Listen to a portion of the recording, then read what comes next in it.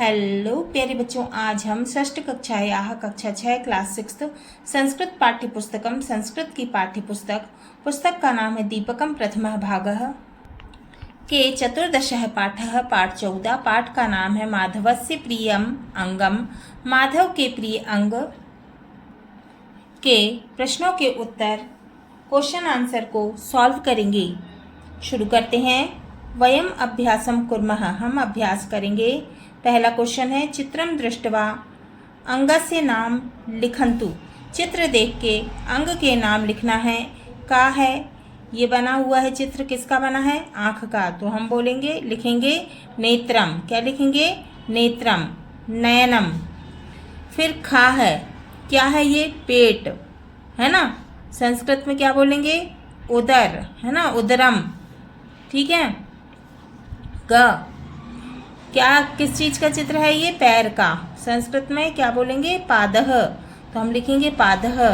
घा, ये किसका चित्र है? हाथ का। तो हम लिखेंगे हस्तः।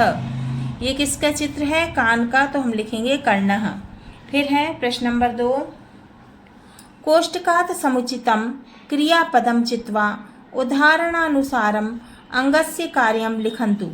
कोष्टक में समुचित क्रिया शब्द दिए हुए हैं, उनको चुनकर उदाहरण के अनुसार अंगों के कार्य लिखना है।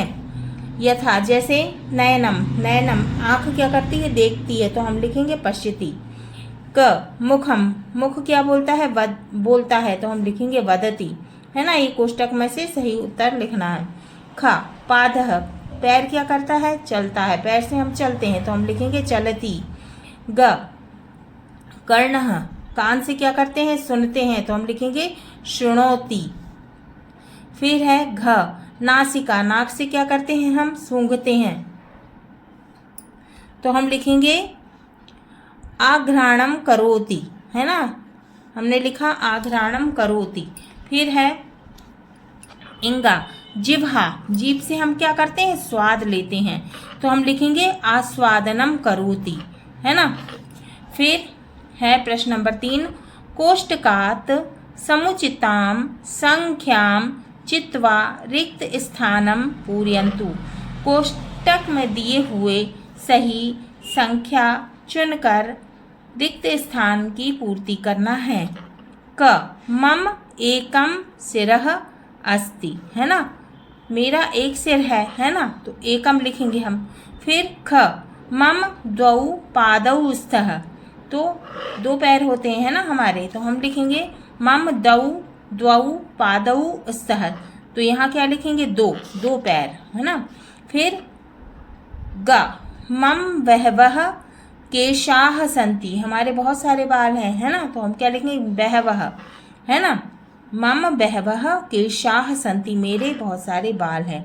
घ, मम द्वात्रिशन्त दंताः सन्ति। दांत कितने होते हैं? 32। तो हम क्या लिखेंगे? द्वात्रिशन्त। ठीक है। इंगा, मम हस्तयोः 10 अंगुलयः सन्ति। मेरे हाथ में 10 उंगलियां हैं। क्या लिखेंगे? 10। ठीक है। अब है क्वेश्चन नंबर 4। कोष्टकात् समुचितं क्रियापदं चित्वा उदाहरणानुसारं शरीरांगस्य नाम लिखन्तु। कोष्टक में समुचित क्रिया शब्द चुनकर उदाहरण के अनुसार शरीर के अंग के नाम लिखना है। यथा, पश्यति। पश्यति माने देखता है। क्या, कौन सा अंग देखता है? नयन। है ना, आंख देखती है। का, शृणोति, किससे सुनते हैं हम? कर्णः, कान से। ठीक है। ख, धावति, किससे दौड़ते हैं?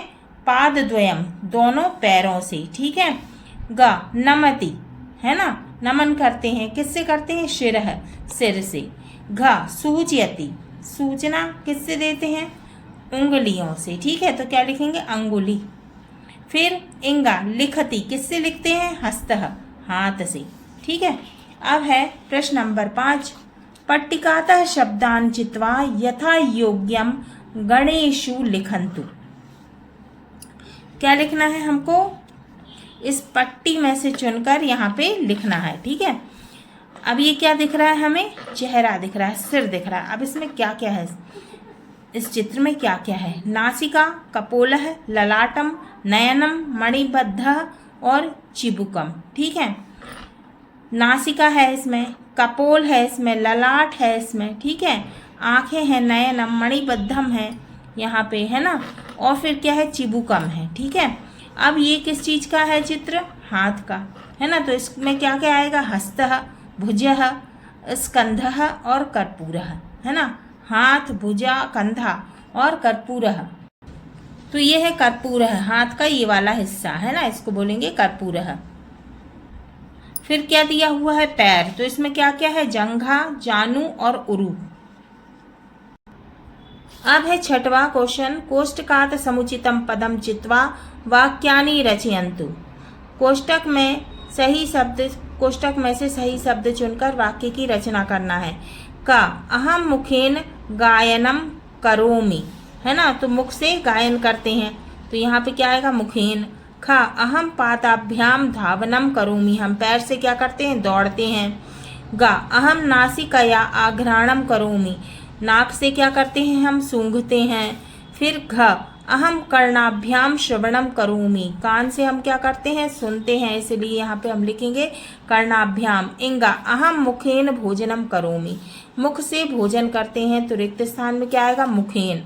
फिर है प्रश्न नंबर 7, पट्टिकातः समुचितम शरीरंगम चित्वा भगिनी कुत्र किम धरति इति सूचयति।